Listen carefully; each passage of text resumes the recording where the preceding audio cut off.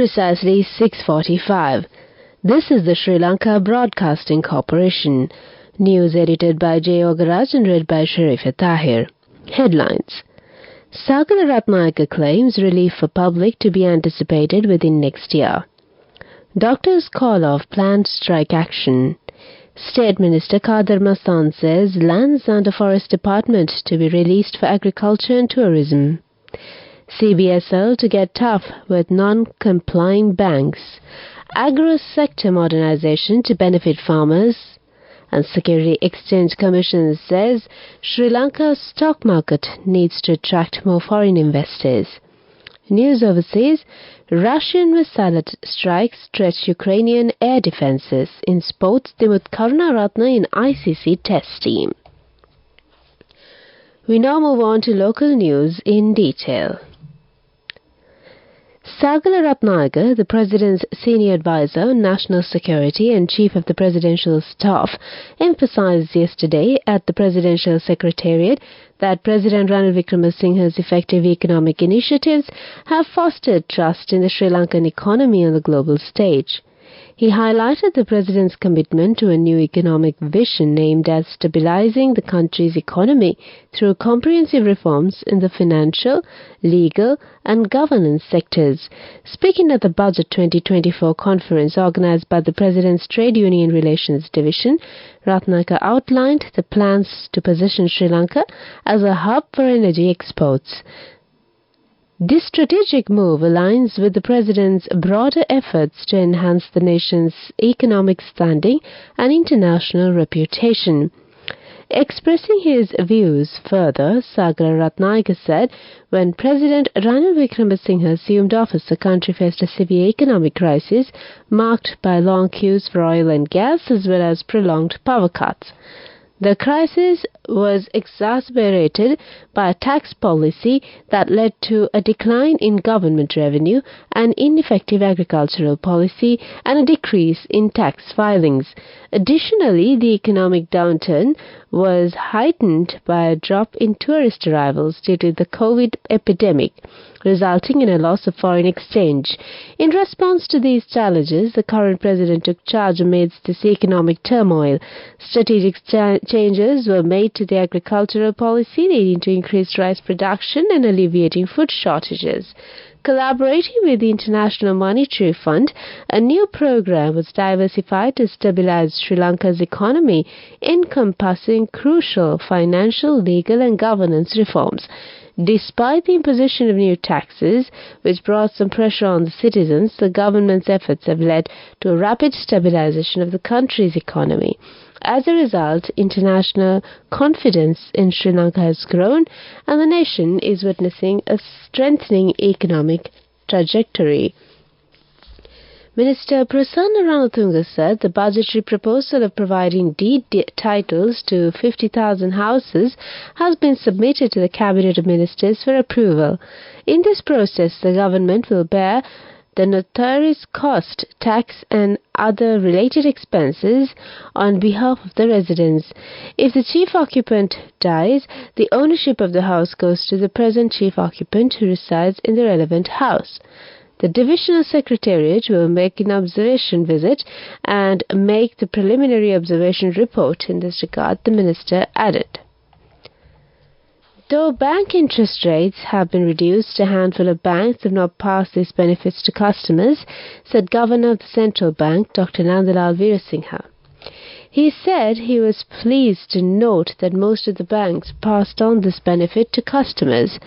The CBSL has called for explanations from these few banks. Market interest rates continued to adjust downwards in line with eased monetary policy and administrative measures taken to reduce overall market lending interest rates. He also said that similarly, some merchants are charging the 3.5% commission from customers when doing transactions from cards, when actually the merchant has to bear this cost. Dr. Veerasinghe said that since the second tranche of the IMF was received and progressive negotiations are done with creditors, most of the economic indicators of the country are now falling into place. We expect this healthy trend to continue. This is the Sri Lanka Broadcasting Corporation giving you the news. We continue with more stories here at home. Sri Lanka should modernize agro sector to reap more economic benefits for both farmers and lower prices for consumers, said State Minister of Technology Kanaka Herath at the launch of Govi Lab Agri-Tech Accelerator launched jointly by Sarvodaya, a leading grassroots organization in collaboration with Hatchworks. The time has come to modernize the transformation of this sector with technology. The inclusive digital agricultural transformation is the national strategy to achieve this.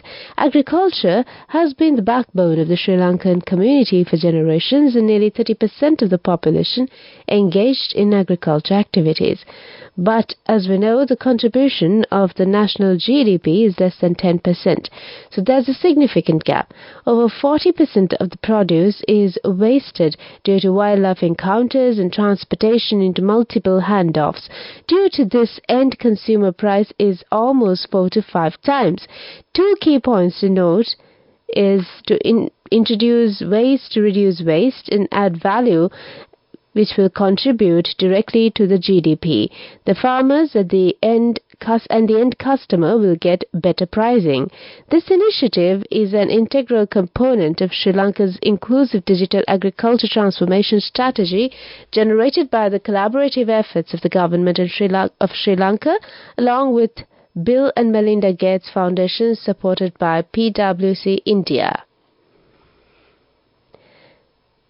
The Government Medical Officers Association has decided to call off the planned indefinite strike action, which was slated to commence from today. This decision has been reached after the Director General of Health Services issuing a written notification to the directors and heads of all health institutions, cancelling with immediate effect the previously issued letter announcing that the payment of the disturbance availability and transport allowance of doctors for the month of January will be temporarily suspended. Furthermore, the heads of the institutions have been ordered to pay the relevant allowance through a special voucher to the doctors for the month of January for those who do not receive the DAT allowance through the regular payroll. That's local news for the moment.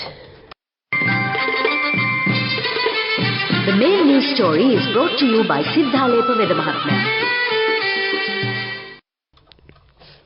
State Minister for Rural Economy K. Kader Mastan stated that negotiations for releasing lands under the Forest Department for Agriculture and Tourism have already commenced. The Minister of State also highlighted that the restoration of 61 tanks has been initiated for the agricultural development of the Mannar and Vavuniya districts. State Minister for Rural Economy K. Kader Mastan conveyed this information during his participation in a press conference held at the Presidential Media Center yesterday, focusing on the theme Collective Path to a Stable Country. State Minister Kader Mastan further stated that, I quote, "We initially anticipated a prolonged economic recovery period for the country. However, President Ranil Wickremesinghe expedited the stabilization process promptly and swiftly stabilized the economy. The President deserves gratitude for that." Unquote. Moreover, specific financial allocations have been designated for various projects aimed at enhancing the rural economy in the northern, eastern and central provinces. In the previous year, the Ministry of Rural Economy initiated several programs, including the distribution of goats and essential seeds for green cultivation, contributing to the enhancement of people's livelihoods. That's the main news story. The main news story was brought to you by Sinhala.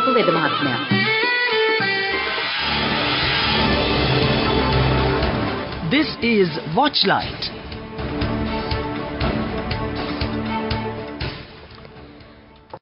The National Dengue Control Unit says that 3 dengue deaths were reported in the past 20 days of this year. According to the unit official reports, the number of dengue cases reported daily has increased to 347. The total number of dengue patients identified so far this year is 7,299.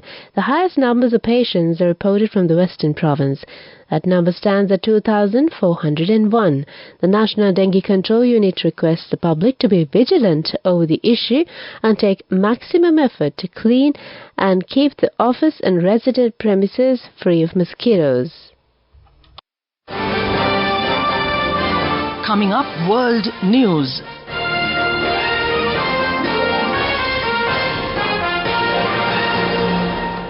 World news headlines: Russian missile strikes stretch Ukrainian air defenses.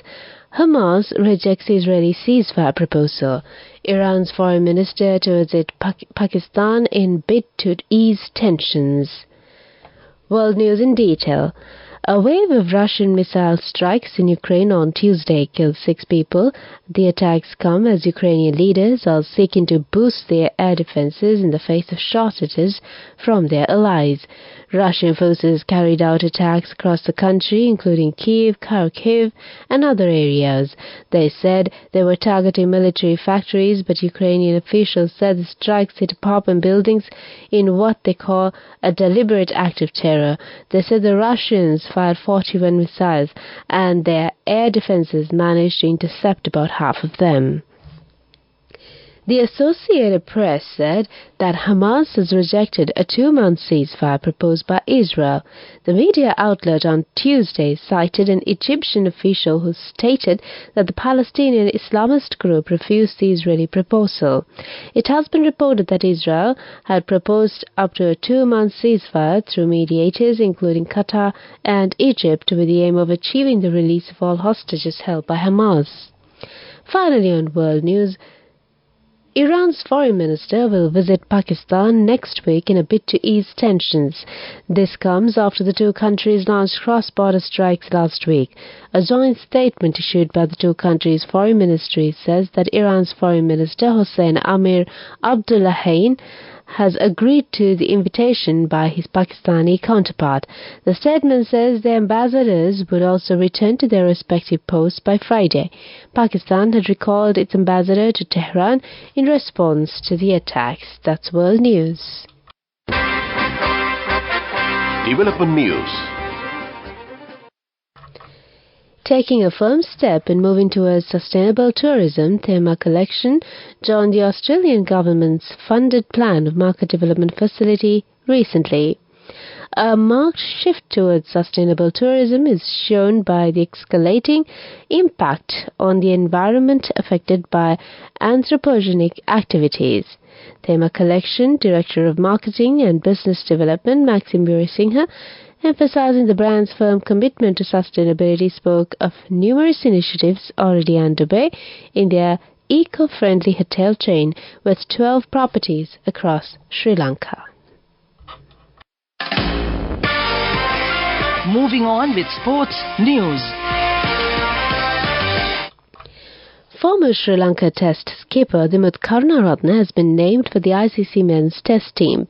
The International Cricket Council yesterday announced the 5 ICC Teams of the Year across formats for men and women as part of the ICC Awards 2023. Sri Lankan women's team captain Chamariyata Pattu has the distinction of being named captain of both the ODI and the T20 international squads. Australian Pat Cummins has been named as the captain of the ICC Men's Test Team of the Year after leading his side to the ICC World Test Championship title and finishing the year with 42 wickets at an average of 27.50 with 3 5-wicket hauls. That's on Sports News. Go ekakthiyana youth eකට life එකේ change එකට නියමෙට set වෙන්න ඇස් වහගෙන දැකපු වීන හැබැ කරන්න youth එකට නියමෙට set වෙන්න friendship එක මෙන්න. The all new NSB Ithru Mithru account. NSB IM, a plan for your dream. Business News, sponsored by National Savings Bank, the safest place for your money. Pinthana Holdings, which owns Egawood Plantation and exports products made from them from Sri Lanka, will invest 2.5 billion rupees to build a luxury hotel complex near a tire factory in Ayagama, close to Ratnapura. Founder Chairman Pinthana Plantations, Kumar Dharmasena, said that they plan to build 22 luxury cabanas targeting the upmarket clientele. Business News, sponsored by National Savings Bank, the safest place for your money. Go එකක් තියන youth එකට life එකේ change එකට නියමෙට set වෙන්න ඇස් වහගෙන දැකපු වීන හැබැයි කරන්න youth එකට නියමෙට set වෙන්න friendship එක මෙන්න. The all-new NSB Ithru account, NSB IAM, a plan for your dream. And on economic news, Sri Lanka's stock market needs to attract more foreign investors. Open Securities and Exchange Commission of Sri Lanka Chairman Faisal Saleh, at a discussion with the chief executive officers of stockbroker firms and other market intermediaries in separate stakeholder engagements recently. He said that currently the market composition mix is about 11% foreign investors and 89% local investors, and the country needs to attract more foreign investors. The chairman stressed that a positive mindset and persistent hard work is essential to bring in new investments amid challenging economic conditions. He cautioned against negativism, negative thinking, and behavior which are counterproductive to the growth of the capital market. Weather report. The Met Department says mainly fair weather will prevail over the island. There's a possibility of ground frost at some places in Nuwara district during the early hours of the morning.